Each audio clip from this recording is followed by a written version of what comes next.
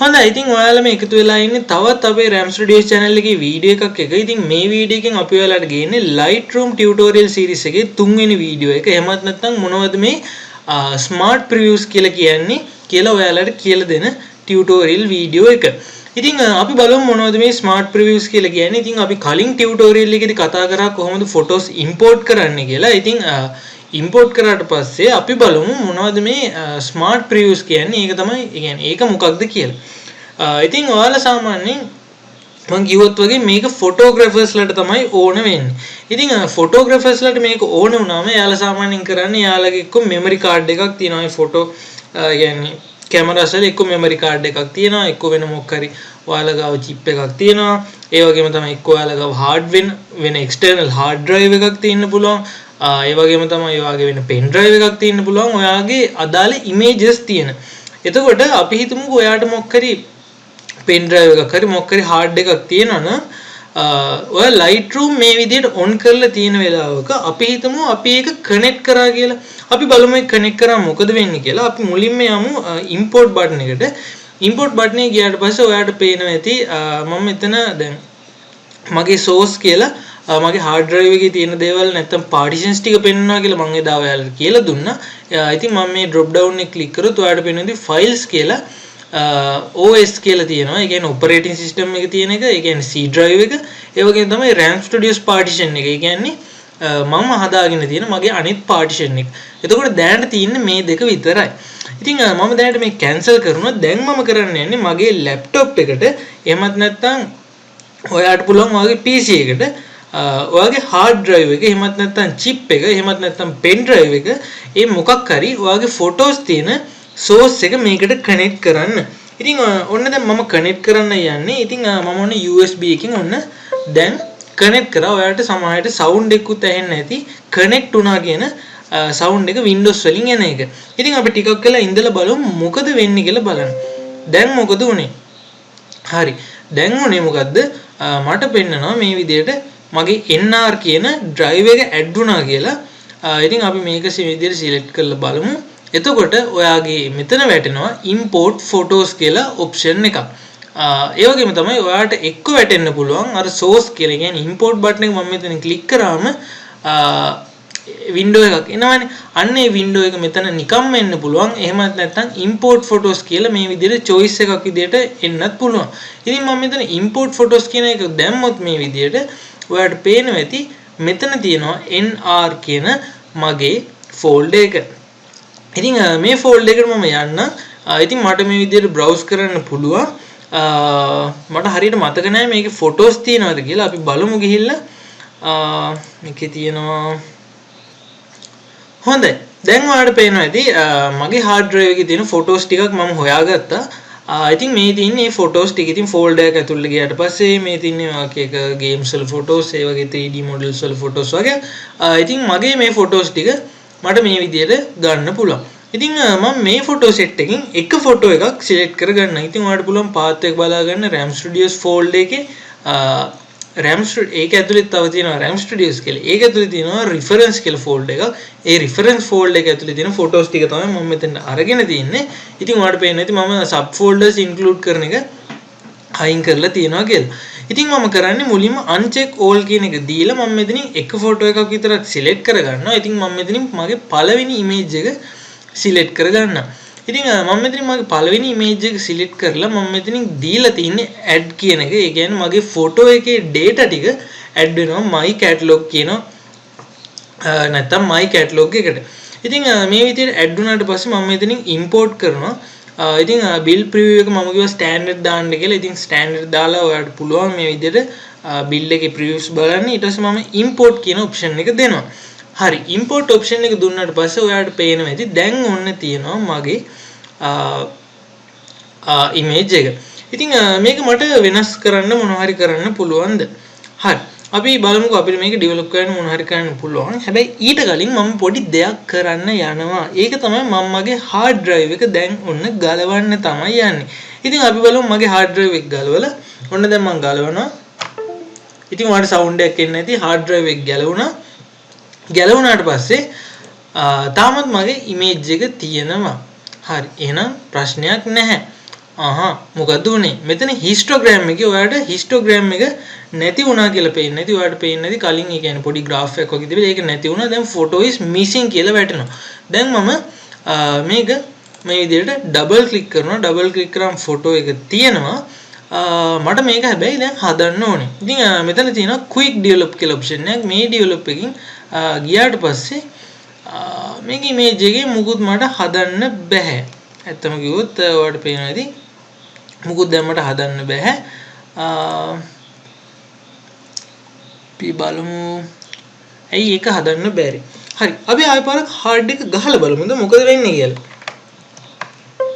මම ආයෙමත් පාරක් hard එක දැන් ගැහුවා. මම මේක ඩබල් ක්ලික් කරන්නම් ආයෙමත් පාරක් මේ විදිහට. හරි. දැන් ඔයාලට පේනවා ඇති අර මම hard එක ගැහුවට පස්සේ මේ විදිහට ඔටෝම මේ import button එක එනවා. දැන් මට hard එකකින් ගන්න දෙයක් නෑ. මම ඒ නිසා මේක cancel කරනවා. cancel කරාට පස්සේ අපි බලමු. හරි. දැන් ඔයාලට පේනවා ඇති histogram එක ආයෙමත් පාරක් ඇවිල්ලා තියෙනවා. දැන් අපි බලමු quick develop වලට ගිහිල්ලා ඔයාලට පුළුවන් image එක වෙනස් කරන්න. ඔයාලට පේනවා ඇති මම මේක double click කරලා බැලුවොත් මට පුළුවන් මේකේ white balance කියන option එක shot එකේ විදිහටම තියාගන්න. ඒක auto white balance එක හදන්න දෙන්න. ඒ වගේම තමයි custom දීලා මට ඒකේ channel එක හදා ගන්න පුළුවන්. ඒ වගේම තමයි මෙතන තියෙනවා එක එක presets වර්ග. එතකොට මට මේ presets දීලා බලන්න පුළුවන්. මෙතන එක එක තියෙනවා black and white presets. අපි එකක් දීලා බලමු blue filter කියලා දීලා බලමු. එතකොට ඔයාලට පේනවා ඇති color එකේ adjustments වෙනවා.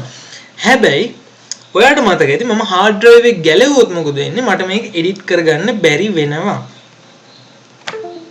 දැන් මොකද වෙන්නේ? බලමු දැන් මොකද වෙන්නේ කියලා. අපි ටිකක් වෙලා ඉමු. දැන් photo is missing කියලා වැටෙනවා. ඉතින් මේක තමයි තියෙන ප්‍රශ්නේ. ඉතින් ඔයාලට පුළුවන් එක්ක මේ ප්‍රශ්නෙට විසඳුමක් විදියට ඔයාලට කරන්න තියෙන්නේ මොකද්ද? hard drive එකේ තියෙන photos ටික ඉස්සෙල්ලම අලුත් location එකකට දාන්න. එහෙමත් නැත්නම් import කරනකොට add කියන feature එක නැතුව ඔයාලට copy කියන එක හරි move කියන එක හරි දීලා images ටික අලුත් location එකකට දීලා ඔයාලට පුළුවන් ඉස්සෙල්ලා photos ටික ඔයාගේ hard drive එකට දාගෙන පස්සේ මේ image එකත් එක්ක වැඩ කරන්න. හැබැයි අපි හිතමු ඔයාගේ hard drive එකේ ඉඩ නැහැ. ඔයාගේ PC එකේ ඉඩ නැහැ. ඔයාගේ laptop එකේ ඉඩ නැහැ. ඔයාට කරන්න දෙයක් නැහැ. ඔයාට ඕනේ මේ image එක edit කරගන්න. හැබැයි ඔයාට ඕනේ hard drive එක මේ වෙලාවේදී connect කරලා තියාගන්න. බැරි වෙලාවත් අපි හිතමු ඔයා hard drive එක ගෙනියලා නැහැ. අමතක වෙලා. හැබැයි ඔයා images ටික මෙතන library එකට import කරගෙන තියෙනවා. හැබැයි ඒ වෙලාවේදී ඔයාලට මේක කොහොම හරි කරන්න ඕනේ. අපි හිතමුකෝ ඒ වගේ අවස්ථාවක් මොන හරි වෙලා වෙන්න පුළුවන්. ඒක ප්‍රැක්ටිකලි වෙන්න පුළුවන් වැඩක්. ඔයාගේ hard drive එක නෑ. හැබැයි hard drive එකේ තියෙන images ටික ඔයා දාලා තින්නේ. ඒකට හේතුව තමයි ඔයා hard drive එකෙන් ඔයාගේ PC එකේ hard drive එකට දාගත්තේ නැත්තේ hard disk එකට දාගත්තේ නැත්තේ ඒක ඊට නැති නිසා. එතකොට ඒ වගේ වෙලාවක ඔයාට මේ photo එක ගන්න නම් ඔයාට තියෙන හොඳම chance එක තමයි smart preview කියන option එක. එතකොට මොකක්ද මේකෙන් වෙන්නේ? අපි බලමු මොකක්ද මේකෙන් වෙන්නේ කියලා. ඒ වගේම තමයි ඔයා තේරුම් ගන්න ඕනේ එක දෙයක් තියෙනවා. ඒක තමයි මම ඔයාලට කිව්ව කැටලොග් එකට ගත්තට පස්සේ එයාගේ data set එකක් එයා ළඟ තියෙනවා කියලා. එතකොට මම මේ image එක ළඟට ගිහිල්ලා බැලුවොත් ඔයාලට පේනවා ඇති අර අපි add කරපු filter එකට මේකට add වෙලා තියෙන preview එකක් මෙතන පෙන්නලා තියෙනවා. එතකොට photo එක ඇත්තට missing නා. ඇත්තට මේක තියෙන්නේ කොහොමද? අර මම කලින් tutorial එකේදී කිව්වත් වගේ කැටලොග් එක ඇතුලේදී පොඩි preview එකක් පෙන්නනවා. එයාගේ location එක තියෙනවා. ඒ වගේම තමයි අපි කරපු adjustment save වෙලා තියෙනවා. ඒ වගේම තමයි meta data ටික තියෙනවා. ඉතින් meta data කියන එක මම ඔයාලට තාමත් කියලා නෑ. මම ඒක ඔයාලට කියලා දෙන්නම් අනිවාර්යෙන්. ඉතින් අන්න ඒ කිව්වා වගේ කැටලොග් එකේ තියෙන එක විශේෂත්වයක් තමයි ඒක. ඔයාගේ hard drive එක ගලවලා තියද්දිත් ඒකේ අදාළ adjustments ටිකයි ඒකේ preview එකකුයි ඔයාලට බලා ගන්න පුළුවන් මෙන්න මේ විදිහට.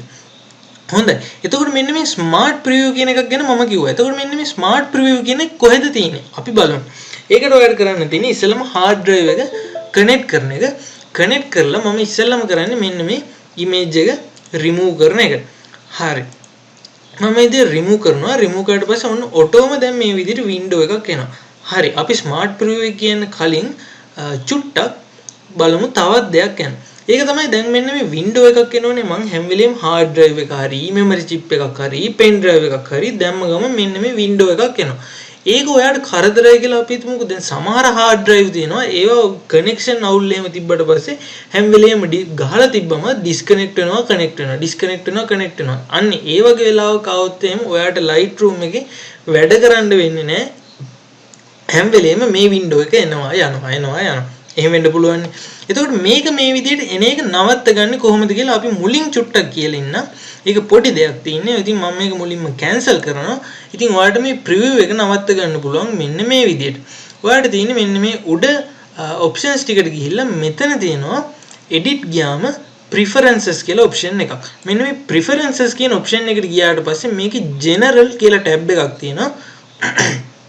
මේ general කියන tab එක ඇතුලේ ඔයාලට තියෙනවා show import dialog when a memory card is detected. ඒ කියන්නේ මොකක් හරි external hard drive එකක් හරි මොකක් හරි memory card එකක් හරි pen drive එකක් හරි detect වුණාට පස්සේ Windows වලට ඔටෝම අර import dialog එක මෙතනින් පෙන්වන්න කියන එකට තමයි මෙන්න මේ හරියක් දාලා තියෙන්නේ. ඉතින් ඔයාට ඒක ඕන නැත්නම් කෙලින්ම මෙතනින් ඒක disconnect කරලා දාන්න පුළුවන්. ඒ කියන්නේ check uncheck කරලා දාන්න පුළුවන්. ඊට පස්සේ okay කරොත් ඊළඟ සැරේදී ඒක හැම වෙලේම ආයෙ පාරක් hard drive එක connect කරාම හරි මොකක් හරි memory card එක හරි connect කරාම ඒකේ අර import file window එක automatically එන්නේ නැහැ. නමුත් මම දැනට මේක දාගෙන තියෙනවා. ඉතින් ඔයාලට කැමති වෙලාවක ඒක on කරන්න පුළුවන් off කරන්න පුළුවන්. ඒක ඔයාගේ කැමැත්ත. ඉතින් මම okay කියලා දීලා ඊට පස්සේ මම ආයෙමත් import වලට යන්නම්. import වලට ගියාට පස්සේ දැන් අපේ තියෙනවා hard drive එක. ඉතින් මේ hard drive එකේ මම RAM Studios ඊට පස්සේ RAM Studios ඒකේ තිබ්බා other එකේ references කියන folder එක. ඉතින් මේ folder එකේ ඔක්කොම uncheck කරලා මම ඉස්සෙල්ලා මට ඕන image එක select කරගන්නම්. select කරගත්තට පස්සේ අර smart preview කියන එක තියෙනවා. ඔන්න මෙතන තියෙන option එක build smart previews කියලා. එතකොට මේකෙන් මොකක්ද ඇත්තටම වෙන්නේ? මේකෙන් වෙන්නේ මේක මේ විදිහට ඔයාලට ටික් එකක් දාගන්න පුළුවන්. ටික් එකක් දාගත්තට පස්සේ import කරමු. import කරාට පස්සේ ඔන්න ඔය විදිහට photo එක දැන් import වෙනවා. ඊට පස්සේ මෙතන අපිට වැටෙනවා one smart preview was built කියලා. හරි. ඊට පස්සේ මම don't show again කියලා දීලා okay කියලා දෙන්න.